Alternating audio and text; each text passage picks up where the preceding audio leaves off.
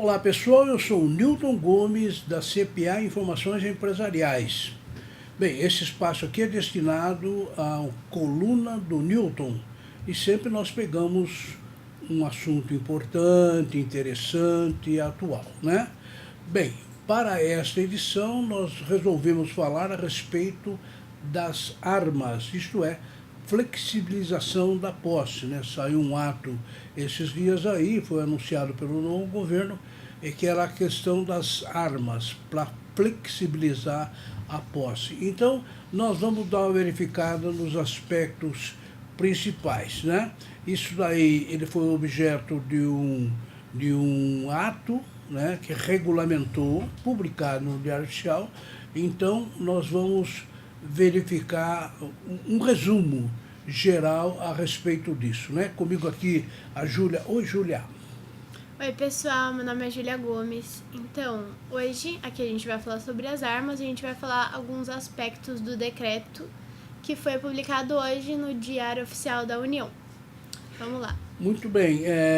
Lembrando que nós já falamos a respeito desse assunto no dia em que o decreto foi assinado, mas como que nós não tínhamos a edição já publicada lá, a gente não conseguiu aprofundar mais. Então, nessa edição, a gente vai falar um pouquinho mais a respeito de alguns aspectos principais. Podemos começar pelo primeiro ponto aí, né? Isso aí. Bom, o primeiro ponto é a flexibilização, que se refere apenas à posse e não se trata do porte. É bom lembrar o seguinte, posse de armas é uma coisa, portar a arma é outra coisa completamente diferente, né?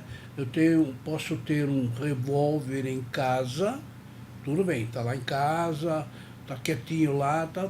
Agora, pegar o revólver e sair andando pela rua, ir para os locais, isso não pode, né? Então, na realidade, esse decreto aí, que o 9685, ele trata da posse, né, de quem pode, ele quer permitir que mais pessoas possam deter a posse de uma arma, né? Agora, portar a arma na rua, em locais públicos, isso o decreto, aliás, não é permitido, salvo em casos excepcionais, e esse decreto não trata disso.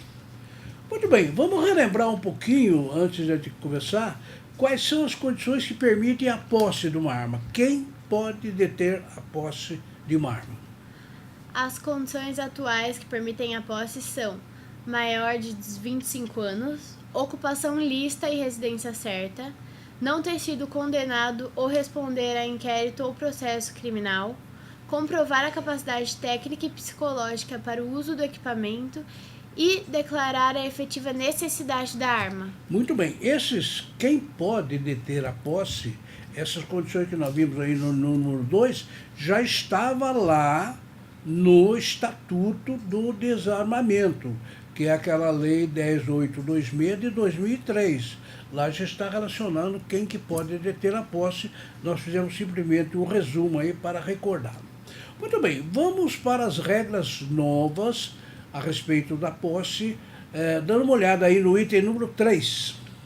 No caso de residência habitada também por criança, adolescente ou pessoa com deficiência mental, será necessário possuir cofre ou local seguro com tranca para o armazenamento. Muito bem, então veja bem, claro, isso é um perigo, né? Se você tiver uma criança, o revólver está por ali, né? Ou se tiver um adolescente, como é o caso da Júlia aqui, né? Então, adolescente, ou se não, uma pessoa com deficiência mental. Então, tem que ter uma segurança. E aqui ele fala que a segurança, primeiro, é um cofre, né? Colocar a arma dentro de um cofre, tal. Ou se não, algum local seguro que possa ficar trancado, né, para armazenamento. Então, esse é o item número 3. Vamos ver um aspecto aí no item número 4.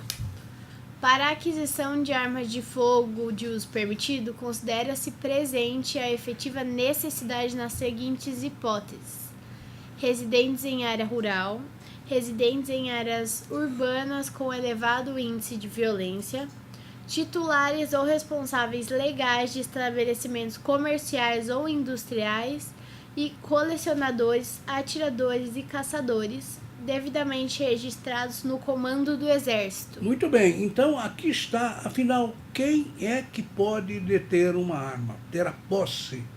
Lembrando, nós estamos falando de posse de arma, não estamos falando de portes, passear com a arma não pode, mas estamos falando da posse. Quem é que pode ter a posse dessa arma de fogo? Primeiro, na área rural. É justificável, né? O camarada mora numa chácara, num sítio, numa fazenda, não tem ninguém por perto, ou pouca gente por perto, né? Então, ter a posse de uma arma é sempre, digamos, questão de segurança. Outra coisa é quem mora no local, né, uma área urbana, em que os índices de homicídios, eles são mais de 10 homicídios para cada 100 mil habitantes, né? Esses índices nos estados brasileiros são todos eles atingidos, e alguns são superados bastante, né? Então, praticamente em todos os estados do Brasil, todas as 27 unidades do Brasil, eles têm esse índice superior a mais de 10 homicídios. Aí tem os titulares responsáveis por estabelecimento comercial e industrial, né? Claro, o cidadão tem o seu negócio, ele poderá deter a posse de uma arma tal, né? E numa empresa, e etc. Tal. Agora, tem o caso especial, que é colecionador de arma, atirador e caçadores, né? A pessoa que pratica esse esporte. Mas nesse último caso, claro, que ele está registrado lá no comando do Exército. Então, basicamente são isso. Eu queria lembrar também o seguinte detalhe: quando nós estamos falando de arma de fogo, evidentemente nós estamos falando de revólver, etc. Não estamos falando de metralhadora, né? Isso é proibido lá pelo Estatuto do Desarmamento, né? Claro, o cara não vai comprar logo um tanque de guerra, não é isso. São armas pequenas, arma de fogo pequenas que podem ser colocadas em casa para defesa pessoal e assim por diante. Muito bem, então no item 4, o que pode, quem é permitido ter? Então vamos para o item número 5. É possível a aquisição de até 4 armas de fogo, desde que seja efetiva necessidade. Muito bem. Então, vamos imaginar que o cidadão fala, não, eu preciso, vamos no caso do rural, né? Digamos que ele é agricultor ou ele é pecuarista, né? E ele tenha um sítio aqui, outro sítio no outro lado da cidade, tal. É claro, então são dois locais diferentes. A efetiva necessidade que ele tem aí é que ele tem uma arma no sítio A e outra arma no sítio B, né? Que são diversos locais. E assim também no caso de estabelecimentos comerciais, né? Que você tem a matriz, depois tem filial, etc. Então, essas situações, elas têm uma efetiva necessidade de que haja a posse de uma arma, né? Então, nesse caso, claro, se justifica e aí o cidadão ele pode registrar e assim por diante, né? Inclusive, a lei permite que você pode ter até ultrapassar esse limite. 4, mas em alguns casos pode ter meia dúzia ou 8. Tudo depende da situação e tudo depende, claro, da Polícia Federal e de quem for autorizar aquilo lá, vai estar dentro da lei. Muito bem, existem hipóteses em que o registro, pedido de registro, pode ser cancelado. Essas hipóteses estão resumidas aí no item número 6. Declaração de efetiva necessidade com afirmações falsas, manter vínculo com grupo criminoso ou agir como pessoa interposta de quem não preenche os requisitos. Muito bem, então vamos lá que a pessoa ela pede o registro de uma arma, mas ela está afirmando, dando afirmação falsas, digamos que tem um perigo, que tem aquilo e tal, mas não consegue comprovar. Então, se houver esse risco de afirmações falsas, a autorização não é concedida. Outra coisa, mantém vínculo com grupos econômicos, com grupos criminosos, né? O cidadão tem ligação com o PCC, tem ligação com quadrilhas e etc. Né? Então, se ele tiver esse vínculo com esses grupos criminosos, a licença não será permitida. E, finalmente, é uma pessoa que age em nome de outra. Por exemplo, tem uma pessoa que não pode, porque tem algum problema. Aí o cidadão pede em nome dele, mas na realidade a arma vai ficar com outra pessoa essa que não tem condições. Então isso pode ser negado, cancelado. Bom, depois nós temos o 7º requisito. Os requisitos deverão ser comprovados periodicamente a cada 10 anos, junto à Polícia Federal, para fim de renovação do certificado de registro. Muito bem, você tem que ter um certificado de registro da arma, né? Da posse da arma, só que esse certificado de registro, hoje o prazo é de 5 anos. O decreto ele aumenta para 10 anos. Então, a cada 10 anos, periodicamente, vai ter que fazer a comprovação disso e vai renovar esse certificado de registro da posse de arma. Bom, e finalmente nós temos uma regra especial também, né? O registro de arma de fogo expedido antes da publicação, desde o decreto, fica automaticamente renovado por 10 anos. Muito bem, então o cidadão já tem o registro da arma, e ele foi expedido antes da publicação desse decreto, que foi no dia 15 de janeiro agora de 2019. Bom, isso automaticamente renovado por 10 anos, tá? O prazo era 5, ele fica automaticamente renovado por 10 anos. Eu queria lembrar que o próprio presidente Bolsonaro, ao assinar esse decreto, ele disse que haverá um recadastramento nacional de todas as armas.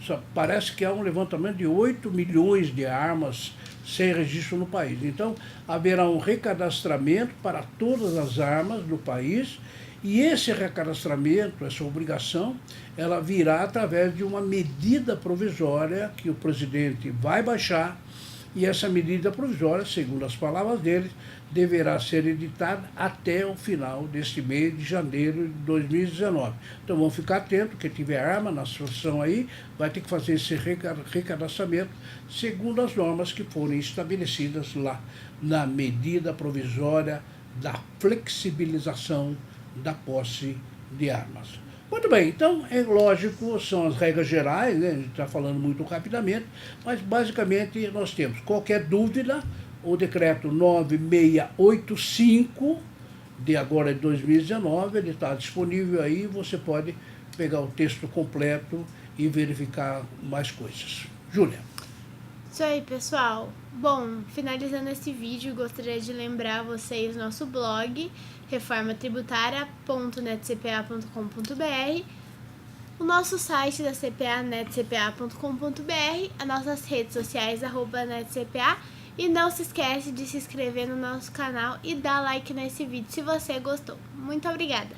Muito bem, gostaria de reforçar novamente que a Júlia aqui está preparando o material a respeito dos 4 projetos principais da reforma tributária. Nós vamos começar uma série rapidinha aí, analisando cada um dos projetos e comparando um projeto com o outro. Este é bom, este é mau, é bom por aquilo e tal, né? Isso é um trabalho que a Júlia está preparando e a gente logo vai começar. Muito obrigado.